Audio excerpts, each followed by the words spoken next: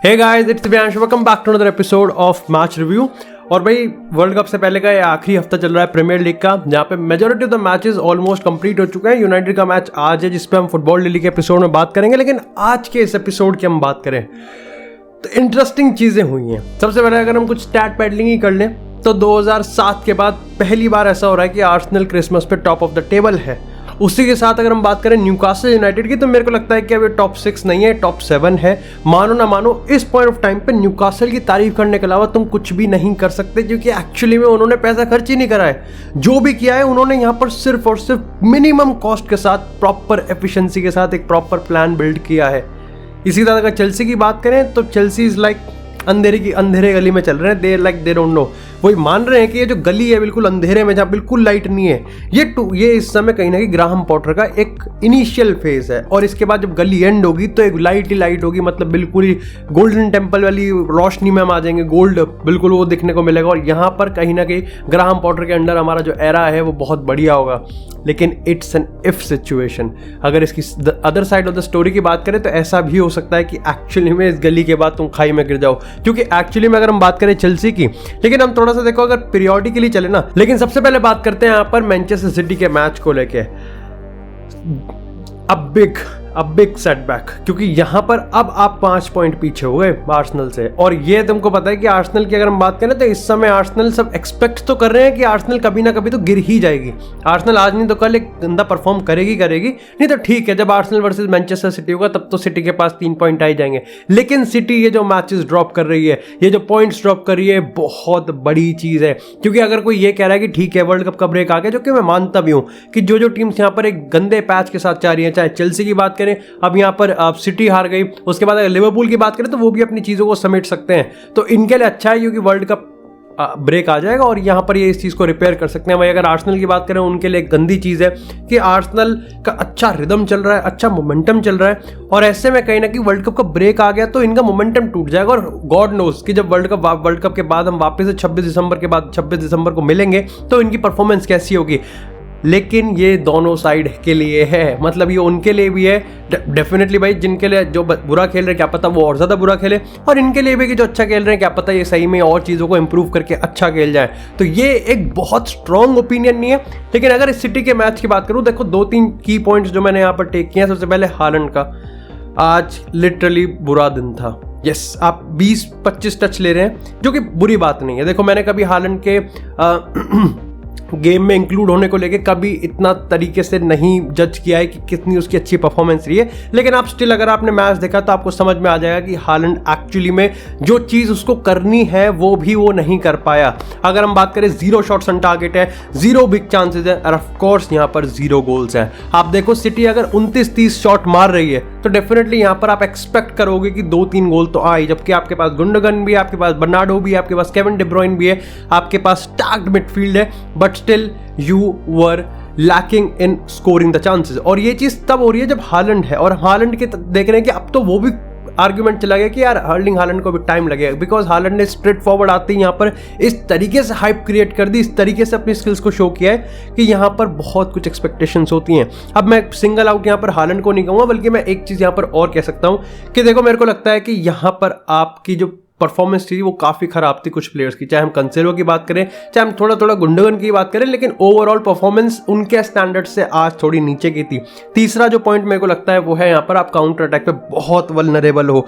Without Kyle walker ये team बिल्कुल भी यहाँ पर सस्टेन नहीं कर सकती काउंटर अटैक्स को, और ऐसा कुछ था भी नहीं यहाँ पर कि आप कहो कि ब्रेंटफोर्ड ने लाइक सस्टेन प्रेशर रखा, हाई प्रेस करा, ये करा वो करा, they were just sitting at back. उन्होंने काउंटर अटैक करा है और ये सबसे प्राइम चीज थी उनकी। फिर भी यहाँ पर मैनचेस्टर सिटी काउंटर अटैक्स को नहीं रोक पाई क्योंकि उनके पास काइल वॉकर की पेस ही नहीं थी। साथ ही अगर बात करें यहाँ पर ब्रेंटफोर्ड की भी, तो देखो ब्रेंटफोर्ड में इवान टोनी अगर आप नहीं मेंशन करोगे then you are missing something. और भाई इवान टोनी जैसा player I really wish Manchester United जाए। मैं पहले ये भी सोच रहा था कि Arsenal why not Arsenal going, लेकिन आर्सेनल और अच्छा प्लेयर लिया गैब्रियल जेसस को। लेकिन इवान टोनी एब्सोल्युटली एक वर्ल्ड क्लास स्ट्राइकर है। यहाँ पर आप देखो 97वें मिनट में जाके भी अगर वो इस तरीके से खींच रहा है चीज़ों को, इस तरीके से भाग रहा है, इस तरीके से लिंक अप कर रहा है, इस तरीके से गेट इन बिहाइंड, फिजिकलिटी है, उसके पास IQ है, उसके पास शूटिंग एट्रीब्यूट्स हैं, और क्या चाहिए। और यही प्रॉपर प्लान यहाँ पर ब्रेंटफोर्ड ने एग्जीक्यूट करा मैनचेस्टर सिटी के सामने। तो कहीं ना कहीं मेरे को लगता है कि यहाँ पर आपको अगर हम बात करें यूलियन अल्वारेस को कैसे इंक्लूड करोगे, आप कैसे लेफ्ट फुटेड प्लेयर्स को आप ज़्यादा से ज़्यादा इंक्लूड करोगे, और पेप गार्डियोला के लिए यहाँ पर एक बड़ा टास्क है। लेकिन इसी के साथ बात करते हैं हम अपने 2 अगले मैचेस की, जो कि है लिवरपूल और स्पर्स का। वैसे आज से बताऊँ तो मेरे को लगता है मिडफील्डर्स का दिन है। देखो विलक की बात करें हम यहाँ पर अडेगार्ड की बात करें, हम यहाँ पर बेंटनकोर की बात करें, लिवरपूल की बात करें, तो एक प्रेशर तो है कि डार्विन नूनेस परफॉर्म कर दे आज, और आज कर दिया। अब देखो मैं ये नहीं कह रहा, देखो तुमको पता है डार्विन नूनेस को लेकर मेरा हमेशा से कंस्ट्रक्टिव क्रिटिसिज्म भी आप नहीं कह सकते, क्योंकि मैंने हमेशा से चीज़ कहा कि जब भी डार्विन नूनेस पिच पे आता है मोमेंट्स होते हैं, हलचल होती है, टीम्स थोड़ा सा सतर्क हो जाते हैं, बैठ जाते हैं, सहम जाते हैं। एक चीज़ मिसिंग है, वो है एंड प्रोडक्ट, और आज डार्विन नूनेस के वो 2 गोल आ गए। पहला गोल की बात करें काफ़ी सही गोल था, बट क्रिएट भी उन्होंने टिपिकली लिवरपूल स्टाइल में करा, तो गोल होना भी था। दूसरी चीज की बात करें तो again it's a typical Liverpool goal, जो कि वो करते हैं और एफिशिएंसी के साथ करते हैं। लेकिन अच्छी चीज ये है कि लिवरपूल ने ज्यादा गलती नहीं करी। डार्विन नूनेस एक्चुअली में इस टाइम पे अगर आप गोल, असिस्ट, कंट्रीब्यूशंस की बात करें, मूवमेंट्स की बात करें, अटैकर्स की काउंट्री की बात करें, तो काफी अच्छा चल रहा है। और लिवरपूल के लिए इस समय ये चीज बहुत जरूरी है, क्योंकि जहां हम लिवरपूल के डेप्थ की बात करते हैं, लेकिन लिवरपूल से एक थोड़ा आगे चले ना, तो यहाँ पर हमको डेप्थ से अगर थोड़ा आगे चले तो हमको एक चीज़ और मेंटेन करनी है, और वो है मोमेंटम। लिवरपूल को मोमेंटम और कंसिस्टेंसी की बहुत ज़्यादा ज़रूरत है। अब तुम सोच रहे होंगे कि यार एक मिनट, अभी तो वर्ल्ड कप आ गया, बट स्टिल हम यहाँ पर टेबल की फॉर्म में कह रहे हैं, हम यहाँ पर अब बात कर रहे हैं कि आप 13-14 गेम्स में किस तरीके से परफॉर्म किया है, और जब एक्चुअली में टेबल पे 20-21 फॉर्म की टेबल चढ़ रही होगी, तब आपने किस तरीके से परफॉर्म किया होगा। ये जो अगले 6-7 मैचेस हैं, लिवरपूल को मैक्सिमम पॉइंट्स उठाने पड़ेंगे। बात करें अगर स्पर्स की,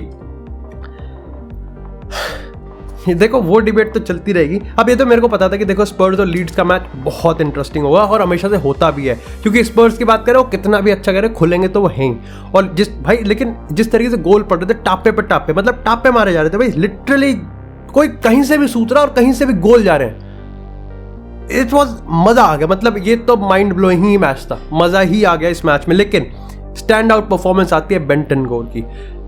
ये बंदा जिस तरीके से कॉन्टे के सेटअप में परफॉर्म कर रहा है ना, विद बीइंग अ लो की प्रेजेंस रख रहा है, और उसके बाद जाके पेनल्टी बॉक्स में घुस के गोल पे गोल मार रहा ना, ये एक रिविलेशन है इस कॉन्टे के स्क्वाड का। ये एक ऐसा बंदा होगा जो कि कहीं ना कहीं एक्सपेक्टेड नहीं होगा, लेकिन कुछ ना कुछ कमाल करके दिखा देगा। और कॉन्टे के साथ अगर एक और मैं बेंटनकोर के साथ अगर मैं एक और शाउट आउट दूं, तो वो जाएगा यहाँ पर कुलुसेव्स्की को।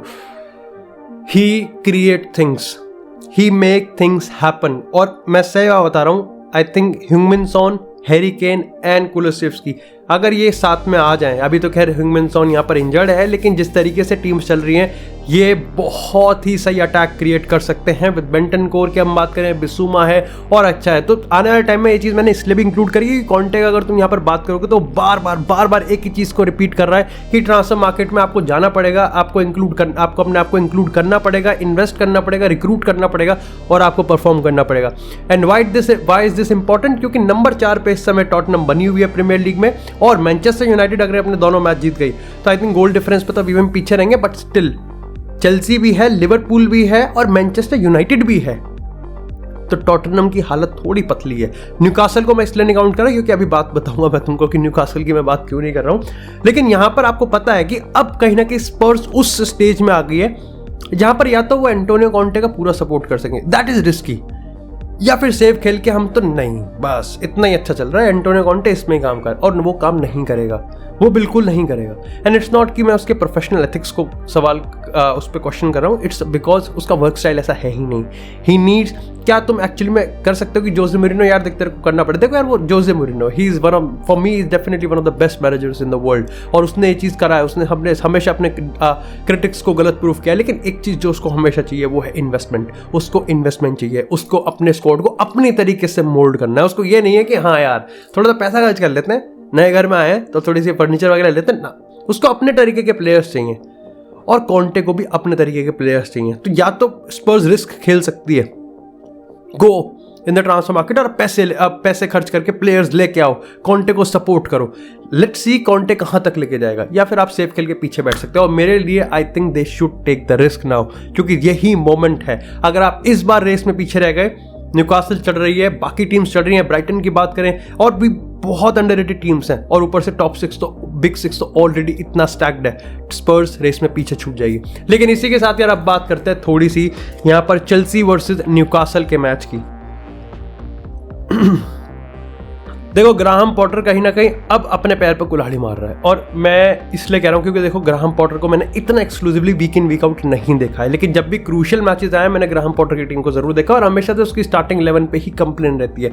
आज भी मैं ये कहूँगा कि स्टार्टिंग 11 उसकी अच्छी नहीं थी, बहुत मेक शिफ्ट खेल रहा था वो, बहुत प्लेयर्स को इधर आउट ऑफ द पोजीशन, उसका टैक्टिकल फ्लूइडिटी कहीं ना कहीं अब उसकी स्टबननेस को ज़्यादा दिखा रहा है। और ये चीज़ मैं नहीं, बाकी के जितने भी रिव्यूज़ करते हैं, जितने भी एनालिसिस करते हैं इस चेल्सी की टीम को, उनका भी यही मानना है कि आप ऐसा नहीं कर सकते। आप इसको ब्राइटन में इसलिए सक्सेसफुल इंप्लीमेंट कर पाते कि वहाँ पर आपसे ज़्यादा एक्सपेक्टेड नहीं थे। हम कौन से ऐसे प्लेयर, हम में से कितने लोग ऐसे हैं जो कि ब्राइटन के वीक इन वीक आउट मैचेस को एनालाइज करते थे, हम में से कितने ऐसे प्लेयर हैं जो कि ब्राइटन के जो भी वो मैच हारते थे, जो भी वो पॉइंट्स ड्रॉप करते थे, उस पे एक्चुअली में बहुत ज्यादा एक एनालिसिस करके एक डिटेल्ड एक्सप्लेनेशन देते थे? नहीं देते थे, मेजॉरिटी तो मैं भी नहीं देता था। लेकिन चेल्सी की बात करें तो उन पे सबकी नजर रहती है। चेल्सी का ये वाला मैच बहुत इंपॉर्टेंट था, क्योंकि अगर आप बिग 6 के चार्ट्स की बात करो तो ग्राहम पॉटर ने एक्चुअली में किसी के अगेंस्ट भी यहाँ पर रिजल्ट नहीं निकाला, ड्रॉ कर दिया, लेकिन जीता वो अभी तक नहीं है। और न्यूकासल बिग 6 में नहीं है, बट स्टिल अब कहीं ना कहीं न्यूकासल आ गई है। That is not a big 6 anymore, that is big 7। और ऐसे में कहीं ना कहीं न्यूकासल जब टॉप 4 की रेस में, चेल्सी को बाहर करके न्यूकासल टॉप 4 में जा रही है, इतना डोमिनेंट परफॉर्मेंस देके, ये एक बड़ा स्टेटमेंट है। और ग्राहम पॉटर को गनीमत है कि अब वर्ल्ड कप का ब्रेक आ गया है, बिकॉज आपको ये समझना पड़ेगा कि वर्ल्ड कप का ब्रेक में इसलिए नहीं कह रहा कि उसके पास टाइम है, उसके पास अब कहीं ना कहीं एक टाइम इसलिए भी है क्योंकि जब वापस आएंगे तो सिर्फ एक हफ्ता बचेगा जनवरी ट्रांसफर मार्केट में, और तुम मान के चलो ग्राहम पॉटर पैसे खर्च करेगा, उसको करवाने पड़ेंगे, because this is not the team. इसको नहीं पता कि इस टीम को कैसे फील्ड करना है, इसको तो नहीं पता डेफिनेटली, क्योंकि यहां पर मैं इसलिए इस चीज पे एम्फसाइज कर रहा हूं बिकॉज टुकल को ये टीम पता थी। अगर टुकल को इतना तो पता था कि ठीक है, अगर मैच हार रहे हैं, जीत रहे हैं, पॉइंट्स ड्रॉप कर रहे हैं, पॉइंट्स गेन कर रहे हैं, अच्छा खेल रहे हैं, बुरा खेल रहे हैं, लेकिन उसको अपनी टीम के बारे में पता था,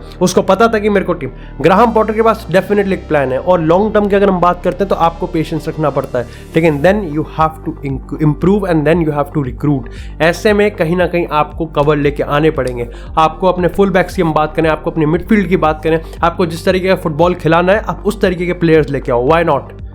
और यहां पर बात करें अब लाइक अगर काय हैवर्ट्स की हम बात करें, उसको लिंकअप में खिलाओ, आप उसको बिल्कुल लिंकअप में खिलाओ, बट अभी तक वो चीज़ सक्सेसफुली इंप्लीमेंट नहीं हो पा रही है। न्यूकासल की बात करें, इस पॉइंट ऑफ टाइम पे जैसे मैं शुरुआत में कहा था, कोई रीजन नहीं है न्यूकासल को हेट देने का। इट्स जस्ट प्रॉपर मेस्मराइजिंग की जिस तरीके का फुटबॉल खेल रहे हैं। क्या ही करा है यार उन्होंने, एडी ओवे एक अंडररेटेड मैनेजर को लिया है, ऐसे प्लेयर्स को लिया है जिनके पास प्रीमियर लीग एक्सपीरियंस है, ऐसे प्लेयर्स को लेके आए जो कि सही में उनके स्कोर को अपडेट कर सकते हैं, अपग्रेड कर सकते हैं, ना कि जस्ट पैसा खर्च करा और लेके आ गए।